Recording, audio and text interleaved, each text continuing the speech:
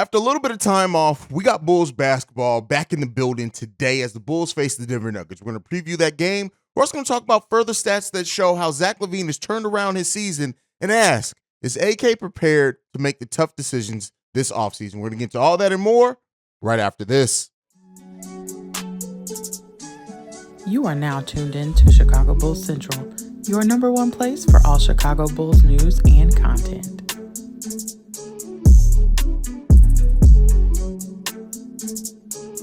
Welcome to another episode of Chicago Bulls Central. I'm the host here, Haize. Right off the top, you can follow me at CEO Haize if you choose to do so on every social media platform.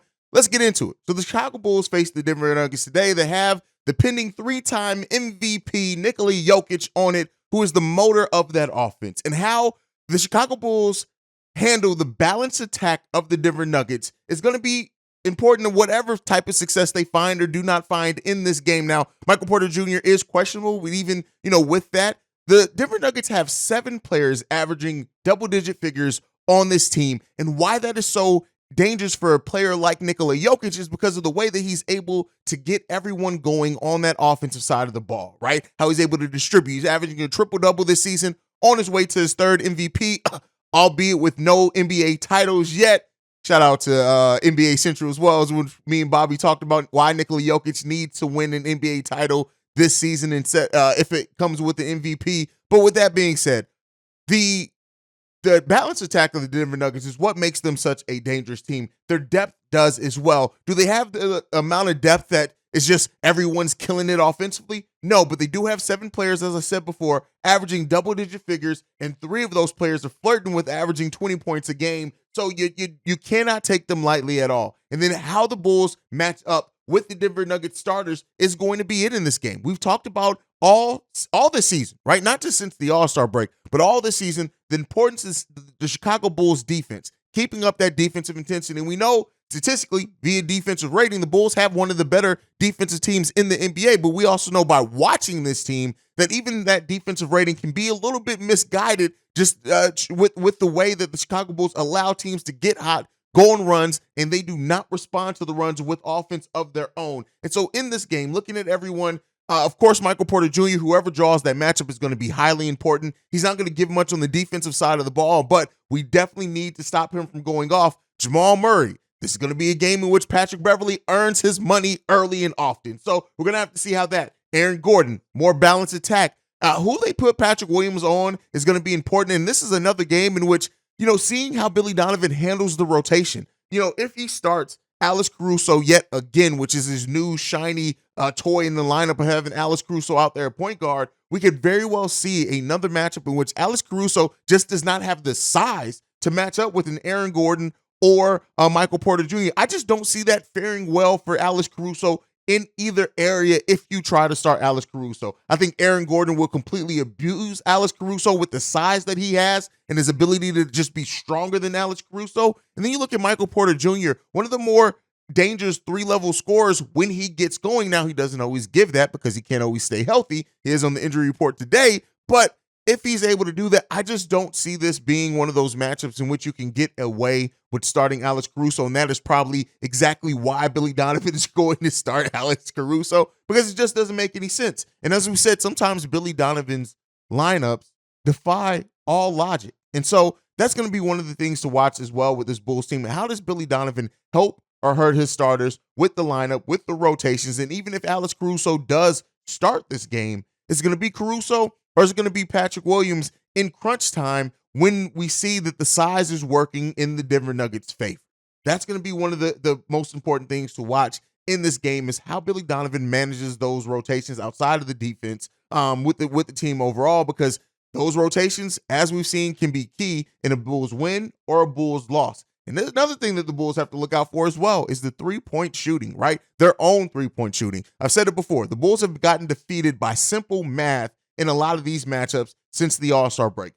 3 is more than 2. And when you take less shots than the other team and that team is hitting the three-point shot at a better rate and clip than you are, it makes it hard and difficult for you to dig yourself out of these holes, especially when you have the scoring droughts, especially when you have the defensive liabilities at time out there on the court. So this is going to be important for the Bulls. Again, I've said this, and, after the Bulls lost in the last game, I already said it. My mindset is now switched from what the Bulls can do to still get in the play-in, maybe make that play-in push, to really just evaluating the talent on this team. Do I think that the Chicago Bulls are going to make a play-in? No. I'm just being 100% honest, right? I have to be honest in my evaluation, even though I'm a huge Chicago Bulls fan, and I would love to see the Bulls go on a tear in which they win 10 out of these next 17 games and make the play-in tournament. But with the way that this team is playing, with the way that it seems like the league has figured out how to defend the Chicago Bulls in fourth quarters of these games, the Bulls have just failed in crunch times of games.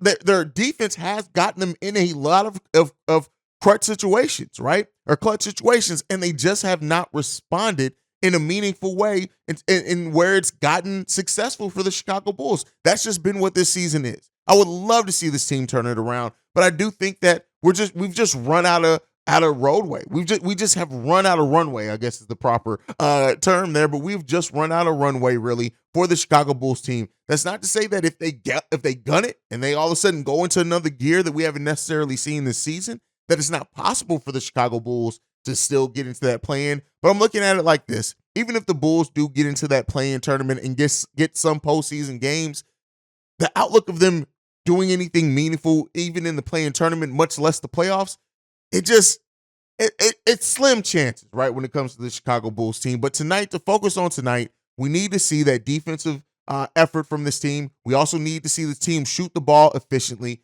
Said it before, when you're not a volume three-point shooting team and you're facing volume three-point shooting teams, if you're not going to match them with three-pointers, you need to be able to counteract their three-point shooting with high-level efficient offense. Now, the Bulls did shoot, 60% in the last game and still lost. So that just shows you even with highly efficient offense, you can still lose if you're not playing a modern-day NBA offense. So, we got to see those things evolve for the Chicago Bulls. But if they can be efficient tonight, limit the turnovers, limit the second chance opportunities, which has really hurt the Bulls in the last few games here, rebound the ball better. Those are all things that are going to be tall tests and tall things to ask for, and looking at how this team has performed so far this season. Listen, we had some hope after the All-Star break. That initial spurt of having Patrick Beverley gave us some hope on how the Chicago Bulls season could and maybe would end. But we're right back to reality now. You get snapped back to reality at some point. And the Chicago Bulls and the schedule that they have remaining on the season, it makes it a tall order for the Bulls to get back into that play-in area. Now, what I will say is this. If the Chicago Bulls do have a great run in the stretch and get into the play-in tournament, they will probably be riding one of the hottest stretches in the NBA. And could they use that momentum in the play-in tournament? It's a possibility. Weirder things have happened. But one of the things that with this team, I've said it before, this team has defied logic all season in the way that they played, in their wins and their losses, and everything that the Chicago Bulls have done.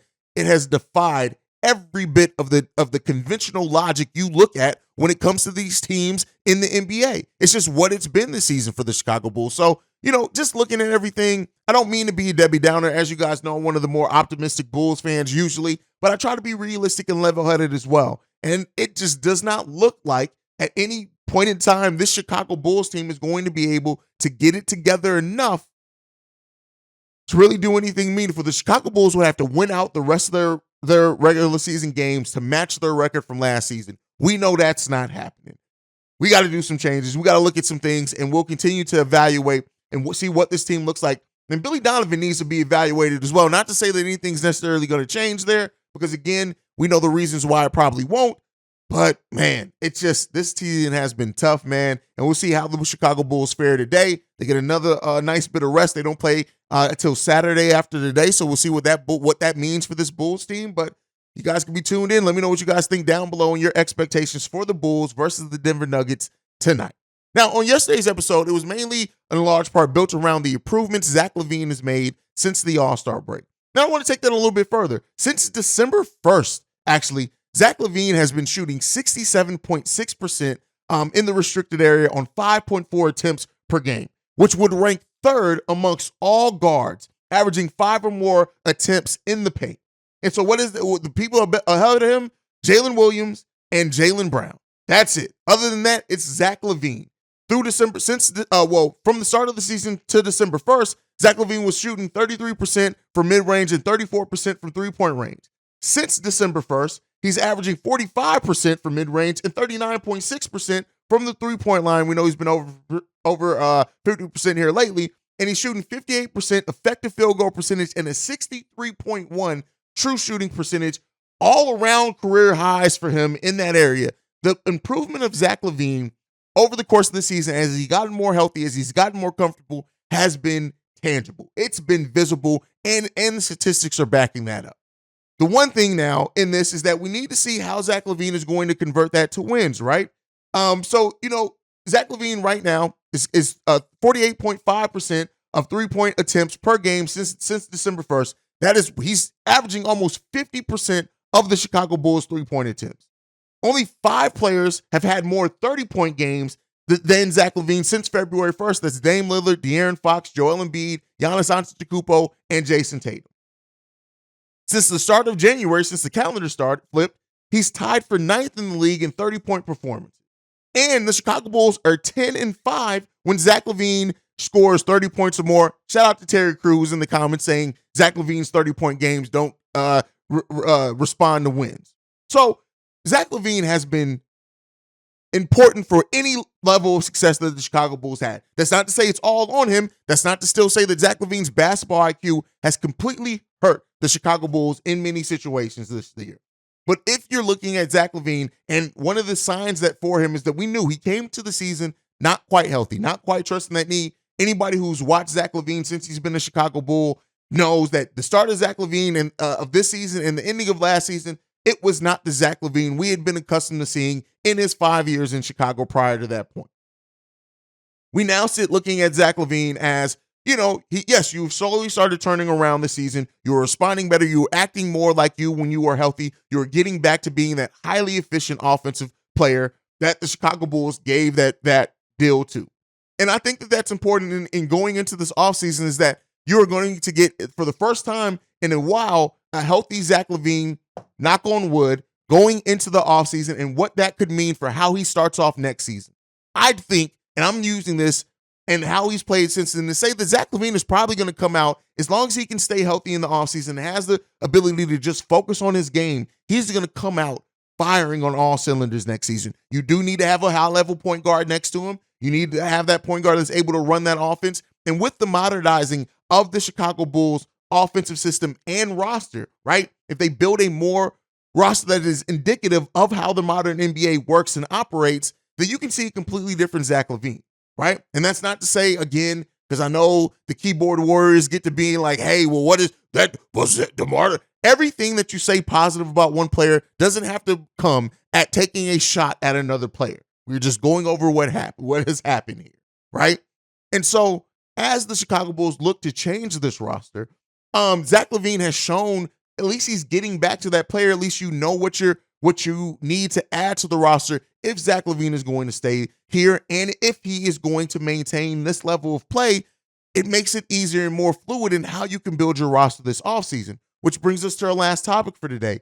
Is AKME, is AK and Eversley prepared to make the hard decisions this offseason? What are the hard decisions? Listen, we got Vooch, unrestricted free agent. Javonte Green's a free agent. Kobe White, Ayo Dosunmu, restricted free agents. Andre Drummond could very well opt out as well this offseason. And then that leaves you to find not only a new backup, but also a new starting center if him and Vooch both do leave this offseason. And I get it. And then on top of that, who on this roster do you trade to then make space for other players to come in, both salary-wise and roster spots-wise? The Bulls got some tough decisions to make. And while I get it, everyone's putting everything on Billy Donovan, shout out to Whitney Mahorn, or just saying like, well, who's going to want to re-sign here with how Billy uses him? And that is another valid thing. Is AKME prepared to make the hard decisions? There are some big men that the Bulls could go after out there that potentially you could. Jakob Poeltl is a free agent this offseason. If the Bulls were to let Nikola Vucevic, Kobe White, Javonte Green all walk and delay the re-signing of Ayo Dosunmu, if they even re-sign Ayo Dosunmu, the Bulls could make a push for Jakob Poeltl, a player that has shown that he is a advanced analytics darling. But not to necessarily zero in on targets here. That's what the offseason is for. There are tough decisions ahead of AKME. And one of the biggest concerns that AK and Eversley have shown in their tenure running the Chicago Bulls is the hesitation to move off or admit their mistakes by making a pivot and moving off certain players. This is the offseason in which they have to do that, right? You have to make a meaningful change to this roster. Is there a version of this roster that works with DeMar and Zach still both being here? Yeah, anything is possible. You have to make some wholesale changes in other areas of the team, but it is possible, right?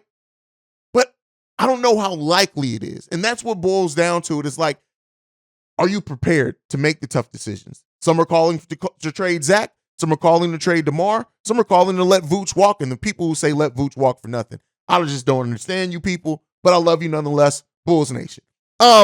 So it leaves a lot of questions that need to be answered. And AK and Eversley have to make the hard decisions when it comes to this roster. You have to. Are you going to go young? Or are you going to allow the players like Patrick Williams, Dalen Terry, Marco Simonovic, Ayo Dosunmu, Kobe White, are you going to allow them chances to go in, be heavy parts of the rotation, make their mistakes, but develop? Are you going to try to rejigger this roster again with a mix of veteran and young talent? Hard decisions are ahead for AKME. Hard decisions are ahead for the Chicago Bulls in the offseason of what I expect to be an offseason of change. AKME and Eversley came in the offseason before last, signed DeMar, signed Alex Caruso, signed Lonzo Ball. We're going to have to see another offseason with similar level moves to really reconstruct this roster if we want to have a more successful campaign in 2023-24 season. Will remain to be seen. We'll cover it right here on Chicago Bulls Central. Make sure you're following us at Bulls Central Pod. You can send us any feedback, questions, comments, concerns, bullscentralpod@gmail.com. Lastly, if you want to leave a text message and our voicemail for our mailbag episodes on the weekends, you can do so at 773-270-2799. We are the number one spot for everything Chicago Bulls related because of you guys. And like I like to end every episode on, go Bulls. Love you guys, man. See Red if you can, y'all. Peace. This has been a presentation of the Break Media.